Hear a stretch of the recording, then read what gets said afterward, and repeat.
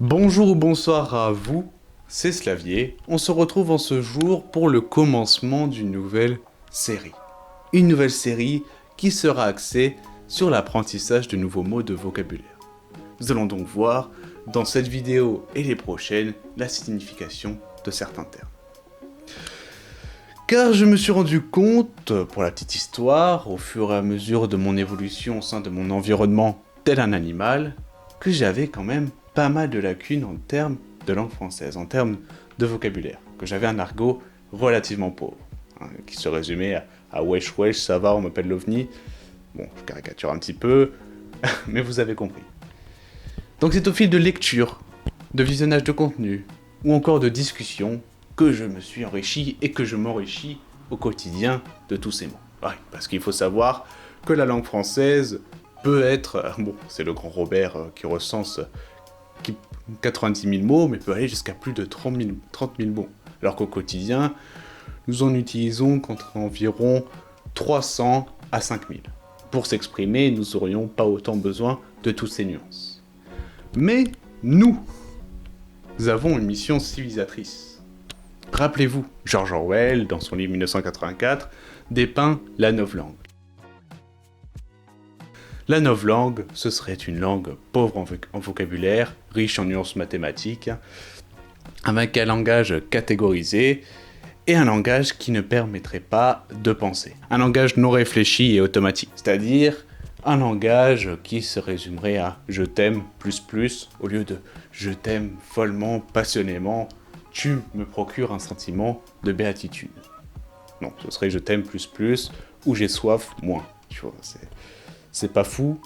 Et pour l'état que décrit George Orwell dans son livre, ce serait une aubaine pour éviter toute pensée critique. Et donc, mieux contrôler la population. Donc, soyons des êtres libres et apprenons de nouveaux mots. Je vous propose donc, en conséquence, de débuter notre série avec quelques petits mots comme dément, pusillanime, ou d'autres, hémicranie, nacillarde, vous allez voir tout de suite et dans les prochaines vidéos. Abonnez-vous. Alors commençons avec dément. Alors oui, il faut savoir que chaque jour, à chaque fois que j'ai un mot de vocabulaire qui me manque ou sur lequel je voudrais en apprendre plus, sur l'étymologie ou une définition plus exacte que celle que j'ai abstraitement en moi, je note tout ça dans cette base de données, ces bases de données qui sont ces carnets bleus. Impossible à pirater, mais facile à brûler. Voilà. Donc, voilà, dément, déraisonnable, insensé. Oh, quelle idée démente. Quelle idée folle. Vespéral. Alors ça, dément, à la limite, on peut en avoir une idée comme ça, par instinct, dément, tout le monde a déjà entendu, mais vespéral, ça ne faisait pas partie de mon cercle de vie. Alors c'est un livre contenant les prières et offices du soir dans la religion chrétienne. Ou tout simplement quelque chose relatif au soir. Oh, quelle ambiance vespérale. Par exemple cet été, ou bon, cet hiver, ou quand vous souhaitez. Lorsque il y aura une ambiance qui sera propice au soir, wow, le crépuscule, tout ça, vous pourrez dire, ah, quelle ambiance vespérale. Ça vous fera gagner des points. Alors, dans le même thème, il me semble qu'il y avait vêpres. Les vêpres, au moment de l'office du soir, qui correspond à la prière chrétienne.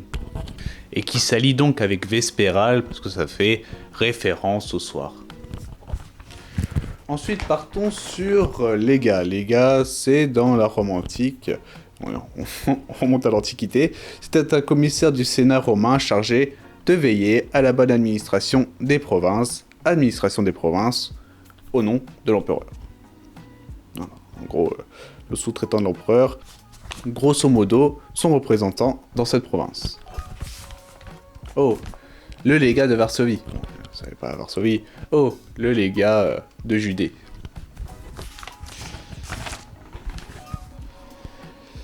Maintenant, parlons de pusillanime. Bon, je crois qu'il est loin dans le carnet, mais pusillanime, c'est quelque chose de craintif, qui manque de courage. Par exemple, un enfant pusillanime, un enfant qui, par exemple, ne veut pas sauter à la corde parce qu'il a peur Ça parle de vécu ou quoi? Non.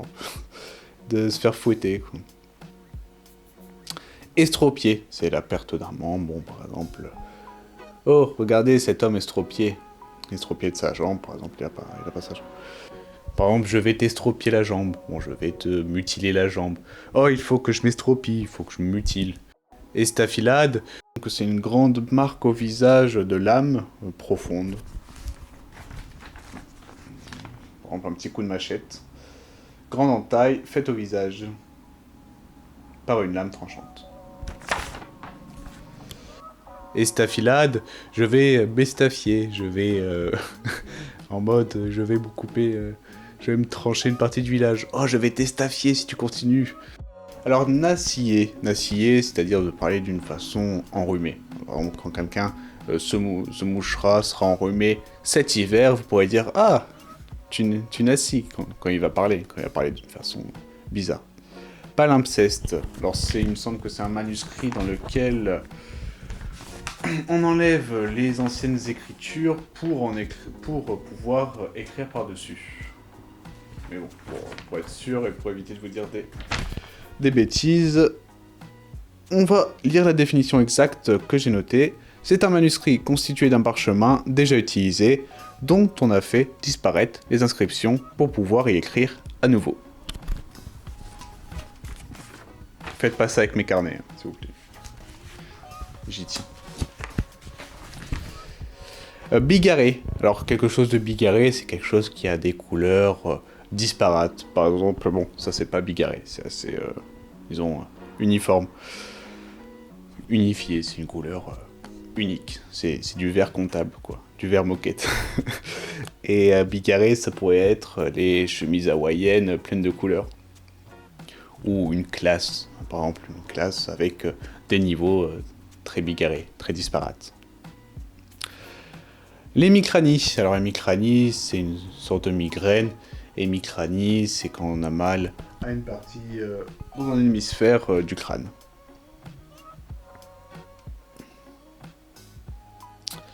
Et il me semble que c'est tout, hein, que j'ai abordé tout ce que je voulais aborder.